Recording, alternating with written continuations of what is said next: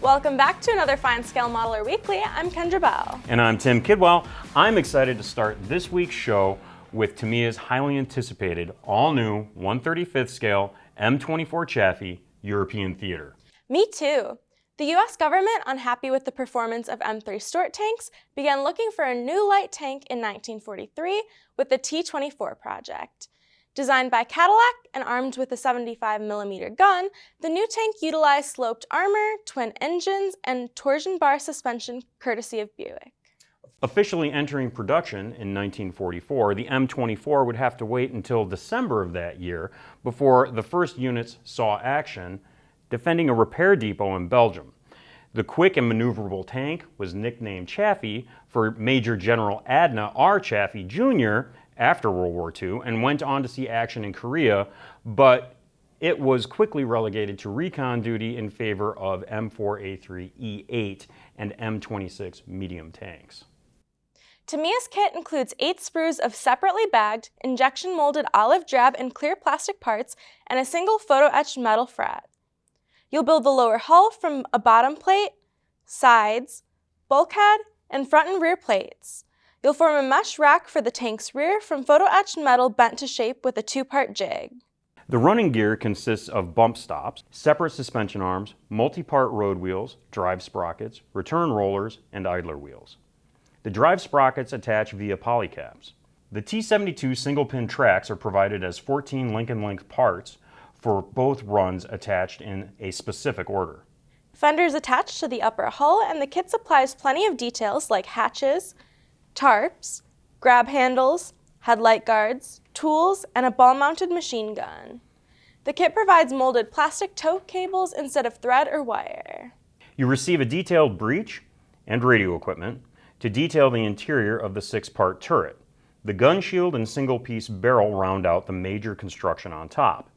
Clear parts detail the commander's cupola and an M2 heavy machine gun mount behind the gunner's hatch.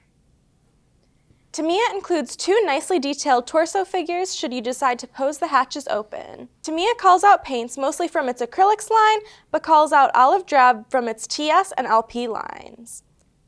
The background information sheet includes a brief history of the M24 in Japanese, English, German, and French, and a color marking guide for 3 Chafees in Europe: 81st Cavalry Reconnaissance Squadron, 1st Armored Division, Italy, April 1945, an unknown unit in Germany, 1945, and a tank from the 43rd Cavalry Reconnaissance Squadron, Germany, March 1945. A brief sheet of decals helps you complete those markings. In the box, this kit appears to live up to Tamiya's standards, and I can't wait to see what our reviewers think of it. The development of Germany's Dornier Do-217 was nothing if not fraught. Initially considered as a heavy bomber, bigger and better than the Do-17, there were treks into dive bombing, a float plane, and other maritime warfare duties before returning to a land-based shoulder wing design. ICM first released its 1/48 scale Do-217N1 in 2019. This version, the M1, includes new parts and decals for the version with large DB603A engines that bestowed the aircraft with better flight performance and speed, though it did reduce its overall range. Although it's been released in a couple of different boxings, this is the first time we've been able to look at one of ICM's 217 kits. The wings and fuselage halves exhibit the fine panel lines we've come to expect from ICM kits. Separate flight surfaces provide an extra touch of verisimilitude, although you'll have to work a bit to pose them. Plenty of cockpit detail will be seen through the large greenhouse windows. You can assemble your 217 with the bomb doors closed or open to display the bomb bay and payload. By far, the most complicated parts of the build are the engine nacelles. Decide early if you wish to display the engines or have the nacelles closed up. If the latter, you'll remove the forward portion of the nacelle halves. If not, you'll keep them and build the 217 without the engines inside. The inverted 603A engines are nicely detailed with an engine block, valve covers, supercharger, radiator, oil lines, and support framework. The 4-bladed propellers build up from 3 parts each. The landing gear struts are cleanly molded, but the wheels and tires come in halves, so you'll need to perform some cleanup there. Crystal clear parts for the greenhouse come in 2 bags, and the frames are textured to help differentiate from the windows.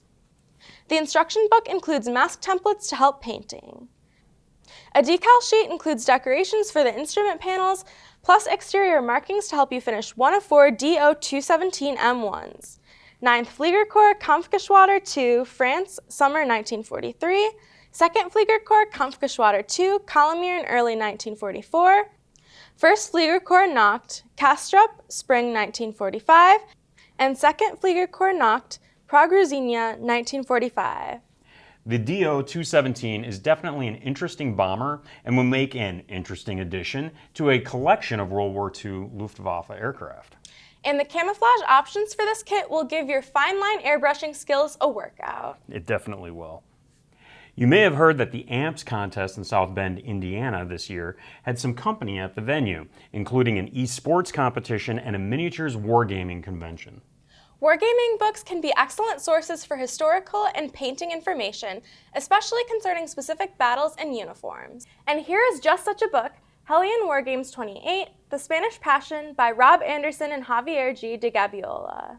This 160-page book is a guide to the Spanish Civil War, 1936 to 1939, and not only provides a brief history of Spain's Civil War, but also provides insights into the small arms, artillery and vehicles, and uniforms used during the war. Beyond the historical reference, of particular interest would be the 10 color plates for uniforms, including Republican and Nationalist forces. In the chapter about painting miniatures, there are some suggestions for appropriate colors from manufacturers like Vallejo and the Army Painter. The extensive discussion about wargaming units like the Guardia di Assalto, the Republican Air Force, and the Basque Army could give you some ideas for interesting figures or even a scene for a diorama. You'll also find lists of ship names and classes for the Republican and Nationalist navies, aircraft used by both sides, an inventory of armored vehicles, and artillery brought to bear. Lastly, you'll find an extensive bibliography of books, journals, and web pages that will help guide your research into possible modeling subjects. I've always encouraged a closer relationship between wargaming and scale modeling. They share so much in common that it only makes sense, and it really makes me happy to see more wargaming miniatures showing up at scale modeling contests. Particularly for historical wargaming supplements, the authors want to provide historically accurate information, and books like these make excellent resources and guides. If you're familiar with mobile video games, you've probably heard of CSR Racing, and if you haven't, there's a good chance that someone in your life has. Round 2 has made the leap that we've been talking about around FSM offices for years, and that is partnering with popular video games to bridge the gap between that hobby and scale modeling. With the AMT 125th Scale CSR Racing 2012 Chevy Corvette Coupe, you'll get a simplified curbside kit with low parts count, perfect for entry-level glue kit modelers. The history of this kit dates back to 2012, and it has seen a few reboxings since. The CSR Racing version provides new box art and a decal sheet to match the mobile game. Starting with the instructions, you may notice there is no step 1 for assembly. Instead, assembly starts with step 2. That's a printing error, as the company edited the sheet and moved what was once step 1 to step 3. Don't worry too much, just do things in order. That's right. You get a single part chassis with molded detail, disc brakes, exhaust tips, and vinyl tires. You'll also see 2 sets of chrome-plated wheels. For the CSR version, use the ones wrapped in tissue paper, and be aware the smaller wheels go up front, the large ones in back. Metal axles hold the wheels in place. The kit provides a nicely detailed dash with decals for the gauges, central display, and stereo. The steering wheel and column attach to the dash, which mounts to the large interior floor. Separate door panels are a nice touch, and the seats are provided in soft vinyl like the tires. Builders will complete the cleanly molded body with front and rear clips and a hood. Clear plastic provides the front and rear windows, headlights, tail lights, and fog lights. The chassis attaches to the body via 4 screws. The new decal sheet provides racing stripes, custom license plates, side marker lights, simulated glass for the side mirrors, and finger controls for the steering wheel and emblems. I'm so happy to see Round 2 do this partnership with CSR Racing, and I hope it and other companies will continue to explore these sorts of opportunities. It's a great avenue to take to reach new audiences. I wish the company was a little more vocal about it, but I can think of many a mobile game that could benefit from a few scale models. We'll leave that discussion for another time. Look for a review of Tamiya's new Chaffee and more in an upcoming issue of FineScale Modeler magazine and at finescale.com. Where you can also find useful scale modeling advice to help make your next build better. Today we're going to talk about Pounce wheels. We've never discussed them before, and I thought, well, it was about time. So I have 4 Pounce wheels at my workbench, and here they are. I got 3 Excel. I've got one from Green Stuff World. The one from Green Stuff World comes with 3 different wheels that are all interchangeable out of the handle. Now, you may also know Pounce wheels as tracing wheels or Pounce wheels.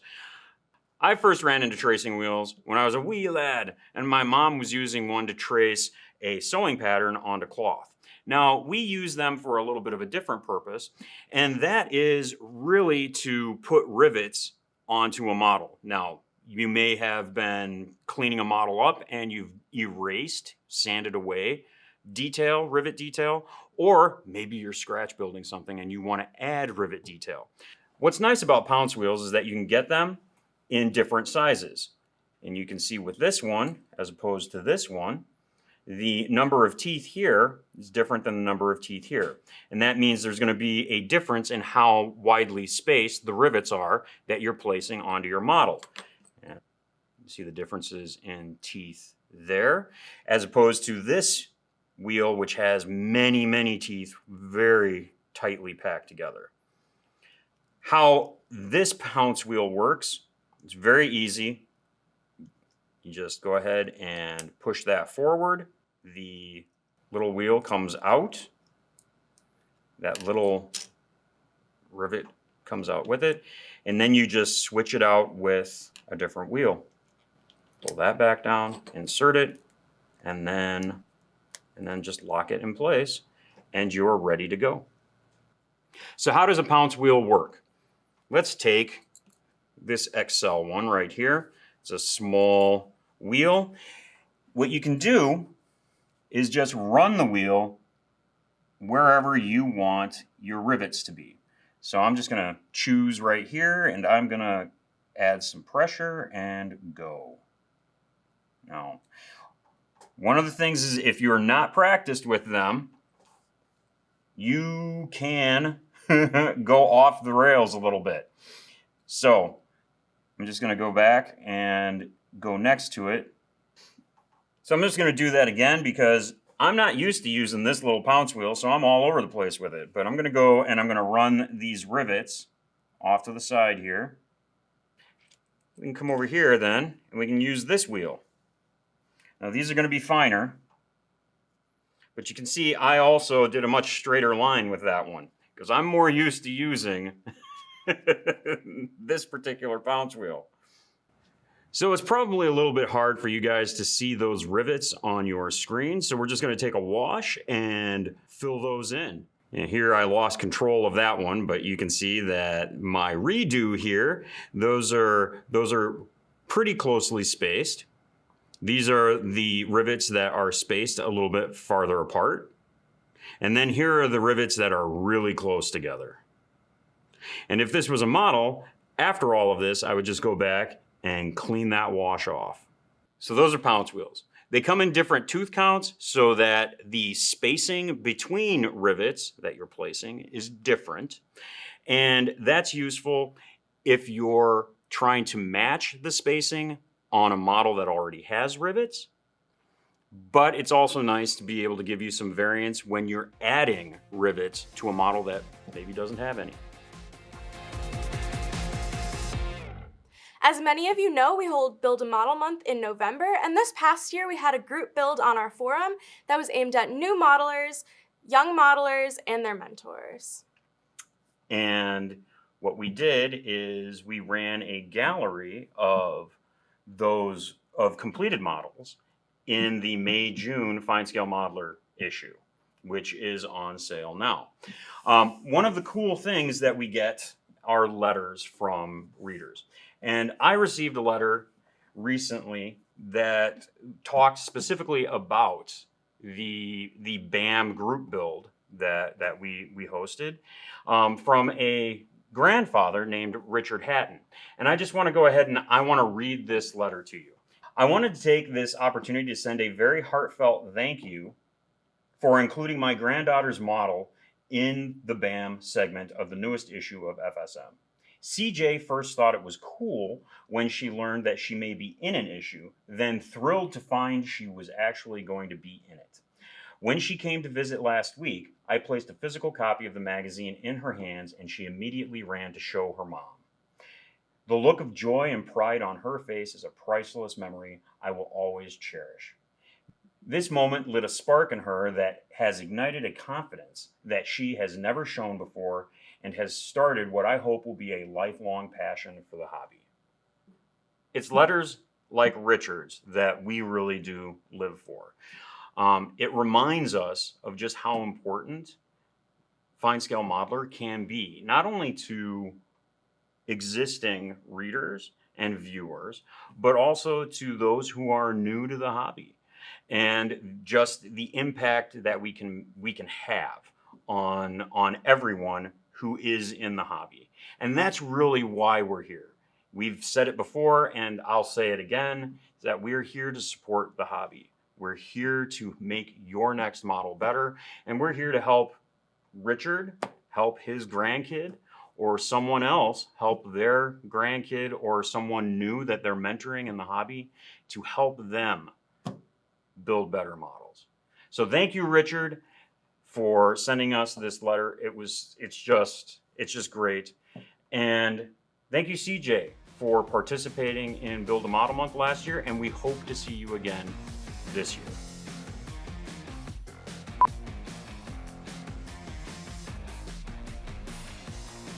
Or I don't. Yeah, I mean, The development of. Why can I not? Yes. Why can I not speak today? 1/35th scale M24 Chaffee, European theater. Starting with the instructions, you may notice there is no step 1 for the assembly. Instead, assembly starts with step 2. That's a I'm sorry. Provide an extra touch of verisimilitude, although you'll have. Is that how you pronounce it? Throwing in some extra vocab words there. Okay. Ooh, okay.